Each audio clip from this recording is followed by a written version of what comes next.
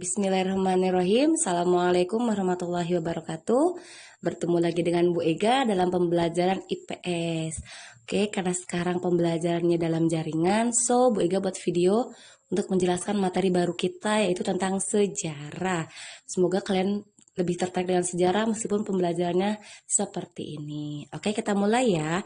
Pertama, kata sejarah dulu. Kita lihat di atas, sejarah itu berasal dari bahasa Arab.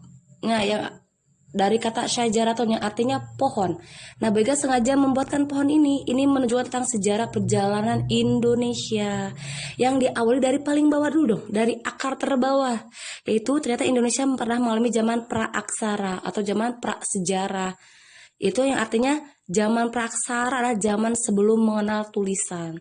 Ketika manusia ada kehidupan manusia dan menemukan tulisan, maka itu akan menjadi zaman sejarah, zaman yang sudah mengenal tulisan, dan ini sudah masuk pada zaman kerajaan.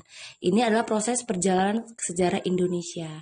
Akan tetapi ternyata materi kelas 7 itu sejarahnya hanya masa praaksara dan kerajaan. Ada kerajaan Hindu, Buddha, dan Islam.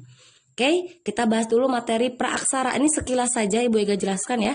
Zaman praaksara itu zaman berarti tahun sebelum Masehi. Tahun sebelum Masehi ya. Kita lihat prosesnya bagaimana. Kalian juga bisa lihat ya di buku modul tentang materi ini. Nah, sekilas saja ternyata ada pembagian zaman. Yang pertama itu tahun ya 2500 juta tahun yang lalu. Itu ternyata di mana tidak ada kehidupan di muka bumi ini karena itu dalam proses pembentukan bumi.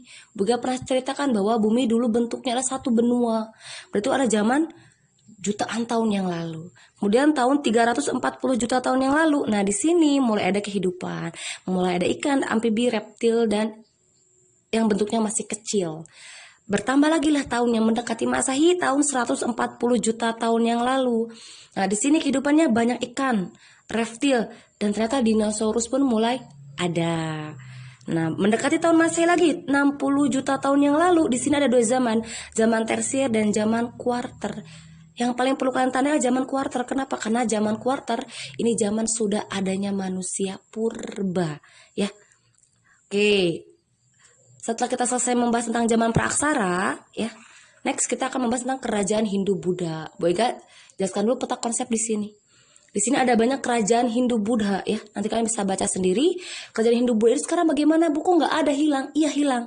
Mereka runtuh karena datangnya kerajaan Islam. Ini kita akan bahas juga. Dan perlu kalian tahu bahwa tentang kerajaan Islam pun runtuh. Oleh siapa? Nah, ini ke sini. Karena datangnya kolonialisasi atau penjajahan. Kayak ini peta konsep materi kelas 7. Selanjutnya kita akan bahas materi secara membaca. Terima kasih.